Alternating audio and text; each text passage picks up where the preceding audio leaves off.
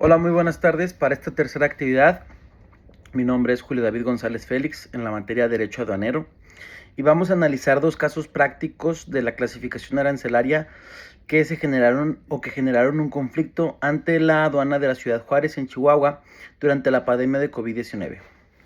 Escogí estos dos casos porque me pareció interesante poder presentar casos en los que hubiera un conflicto para que, así como en la materia nos enseñan todo el deber ser, pues nosotros también nos podamos relacionar con los casos complejos en los que incluso la misma ley tuvo ciertos problemas.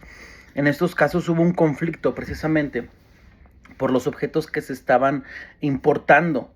Entonces me parece un muy buen ejemplo y un muy buen caso para trabajar, ya que los alumnos podremos comprender de manera real cuáles son los problemas a los que nos podríamos enfrentar, ¿sí?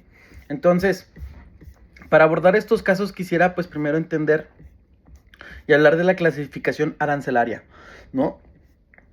Que es importante para poder clasificar los aranceles que cada objeto tiene, pues primero definir la mercancía, determinar cuál es el arancel que se va a aplicar a la importación, determinar si el arancel es preferencial, determinar si el arancel es aplicable a la importación de acuerdo a los diversos programas de promoción sectorial de la PROSEC, determinar las tasas preferenciales para la importación de mercancías, coadyuvar con diversas autoridades, proporcionando la base de codificación para la determinación y cumplimiento de las regulaciones no arancelarias en materia de salud pública, de seguridad nacional, entre otras, y normas oficiales mexicanas. Entonces, partiendo desde ese punto, me gustaría ahora sí pasar a lo que fue estos dos casos.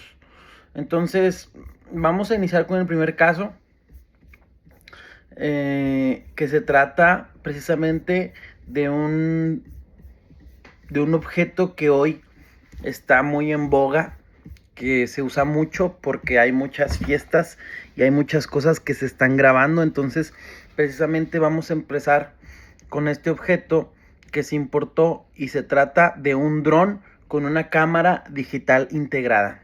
¿Ok? Como se mencionó, pues lo primero que hablábamos hace rato es definir la mercancía para saber qué aranceles va a tener. Y pues es un dron con una cámara digital integrada. O sea que tiene múltiples funciones. Pueden ser muchas cosas y una cosa. Entonces, aquí en este caso, lo primero que vamos a hacer es preguntarnos qué es. Y pues vayámonos a una cosa que podamos citar, que es la Real Academia Española, donde un dron es una aeronave no tripulada, que también lo podemos definir como un dron, como un vehículo para que se manipula por control remoto, para elevarlo y que se utiliza la fuerza de giro de sus motores para poder hacer mover las hélices y entonces que vuele. Ahora, un dron, ¿para qué sirve? Pues un dron puede servir para muchas cosas. Un dron con video precisamente sirve para grabar o para realizar labores de búsqueda y rescate. También sirve para hacer tareas de vigilancia y para hacer mediciones y observaciones climatológicas. Un dron sin cámara, pues servirá para otras cosas, ¿verdad? Entonces, esto es lo importante. Y por último, la pregunta es ¿cómo funciona? El funcionamiento de un dron es básicamente el mismo que el de un avión o un helicóptero. Es un objeto que vuela a través de motores y de alertas que se mueven para poder hacerlo esto posible. Después de hacer estas tres preguntas, pues nos vamos a ir a la tabla de clasificación arancelaria de un dron con una cámara digital integrada. Entonces, esta fracción arancelaria en el dron es la 8525.80.065 NICO 04. Vamos a incluir esto en las referencias. Y el fundamento legal que nos permite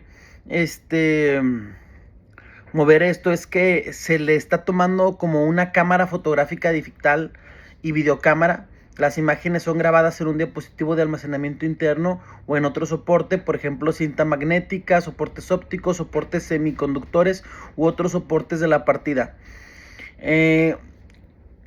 Aquí hay un tema, y es lo interesante de este caso, que se trata en el que este objeto puede ser tomado por varios objetos. Entonces va a haber diferentes fundamentos legales, por ejemplo, cuando una máquina o una combinación de máquinas estén constituidas por elementos individualizados, separados o unidos entre sí por tuberías, órganos de transmisión, cables eléctricos o de cualquier manera, para realizar conjuntamente una función netamente definida, comprendida en una de las partidas de los capítulos 64 y 65, el conjunto se clasifica en la partida correspondiente a la función que realice. Entonces, esta controversia sobre cómo vamos a ponerle los aranceles al dron no va a partir de toda la tecnología que trae, sino cuál va a ser la función del dron, para qué lo están comprando, y a partir de ahí es que nosotros vamos a establecer los aranceles de nuestro producto, ¿sí? Entonces, actualmente a nivel nacional se presentan en las diversas aduanas las problemáticas respecto a la interpretación y la aplicación de la calificación arancelaria de las mercancías contenidas en la tarifa de la Ley de los Impuestos Generales de Importación y Exportación. Esto genera diversas opiniones para un mismo producto, derivado de la complejidad en la definición de los productos que se comercializan. O sea, un dron, pues como hablábamos, tiene las mismas aptitudes que una aeronave, pero no es una aeronave. Y tiene las mismas cualidades que una cámara o que una videocámara, pero tampoco es una videocámara. Entonces, va a ser la función del objeto la que nos permita. El segundo caso es precisamente una máquina impresora 3D. ¿Por qué? Porque si bien es solamente una impresora, pues lo que imprime es distinto.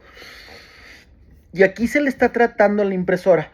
Vamos a contestar como una máquina o aparato que trabaja con caucho o plástico, cuando sabemos que una impresora normalmente trabaja con papel, pero pues no deja de ser una impresora. Entonces lo que vamos a hacer es contestar nuestras 3 preguntas.